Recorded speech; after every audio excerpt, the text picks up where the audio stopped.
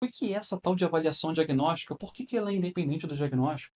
O que uma avaliação diagnóstica faz, gente? É justamente olhar as competências anteriores a um objetivo educacional. O conceito da avaliação diagnóstica, a mecânica, a forma que ela trabalha, que ela funciona, é basicamente a mesma, tá? Independente se você está olhando habilidades de aprendiz, habilidades pré-acadêmicas, habilidades desenvolvimentais, habilidades acadêmicas de matemáticas, habilidades acadêmicas de língua portuguesa. Qual é a mecânica de uma avaliação diagnóstica?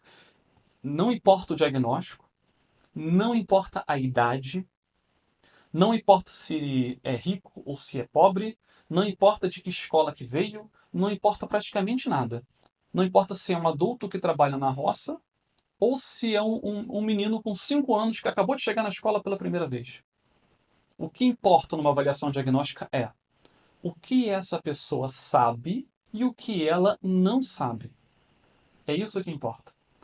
Falando de habilidades desenvolvimentais, por exemplo, na área de autocuidados.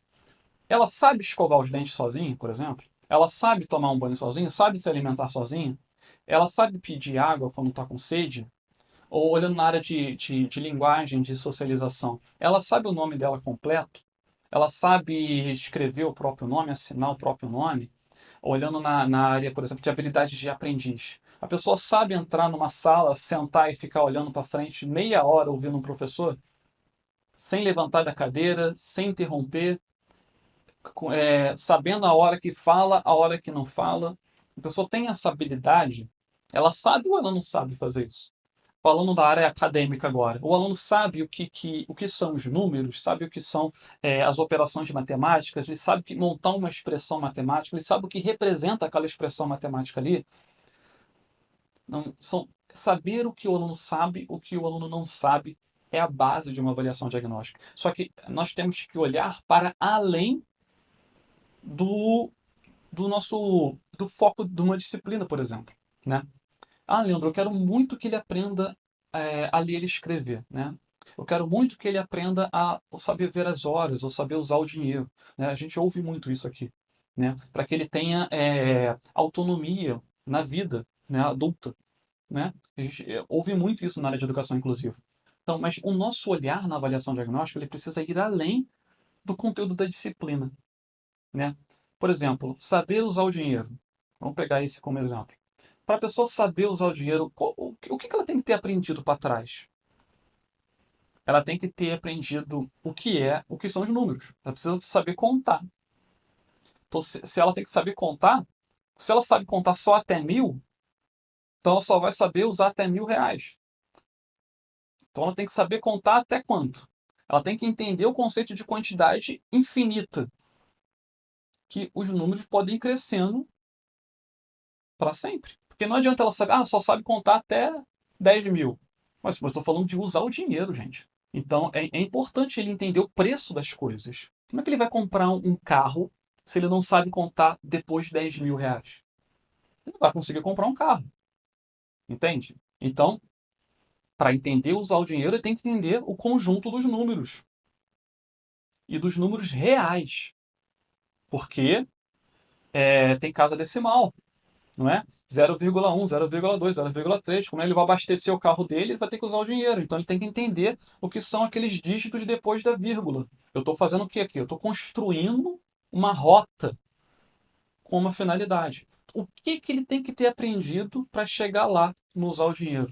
Ele tem que entender os conjuntos dos números. Só que antes de entender o conjunto dos números reais, ele precisa entender o conjunto dos números naturais. Antes de entender o conjunto dos números naturais, ele precisa entender a noção de quantidade, né? Que um representa um, que dois representa dois. E lá na BNCC, se eu não me engano, primeiro a criança aprende a ser uma certa quantidade e depois já começa a inserir as operações básicas de matemática. Primeiro a adição, se eu não me engano, vocês podem me corrigir. Primeiro a adição, depois a subtração. Depois da subtração que ele vem a aprender o que é a multiplicação e só depois da multiplicação ele aprende a divisão. E aí, depois da divisão entra fração, não é? Depois de fração que aí começa a trabalhar os conjuntos, não é isso? Tem uma ordem as coisas, né? Então, na disciplina de matemática, para a finalidade aprender a usar o dinheiro, existe todo um currículo que precisa ser trabalhado. E em que ponto está o meu aluno nesse currículo? Essa é a pergunta que a gente tem que fazer. Isso é uma avaliação diagnóstica. Em que ponto esse indivíduo está nesse currículo para atingir essa finalidade? Porque todos podem aprender. Todos podem aprender. Mas entender o que seu aluno precisa aprender agora é o que vai gerar a eficiência, a clareza que gera eficiência. E isso faz toda a diferença. E essa informação, ela não vem com o diagnóstico. E é isso que eu queria trazer aqui para você, essa é a mensagem principal dessa nossa live hoje. O diagnóstico não vai te dizer o que o aluno já sabe e o que ele não sabe, e nem diz para você o que ele é capaz e o que ele não é capaz de aprender. Todos podem aprender. E o seu aluno ele vai aprender à medida da clareza que você tem do que ele precisa aprender agora. Então, se o objetivo é ensinar a usar o dinheiro, vou voltar nesse exemplo, e ele, por exemplo, já sabe a adição, ele está na adição, você já sabe qual é o próximo passo, a subtração. Não adianta começar a colocar dinheiro na mão dele agora. Primeiro é a subtração. E depois, e depois, e depois, e depois. É claro que isso aqui é só um exemplo, tá? Eu não sou professor de matemática, eu não tenho licenciatura em matemática e nem em finanças também. Então, isso aqui é um exemplo de um currículo. Claro, quem é a pessoa mais adequada para desenhar esse currículo adaptado para essa pessoa?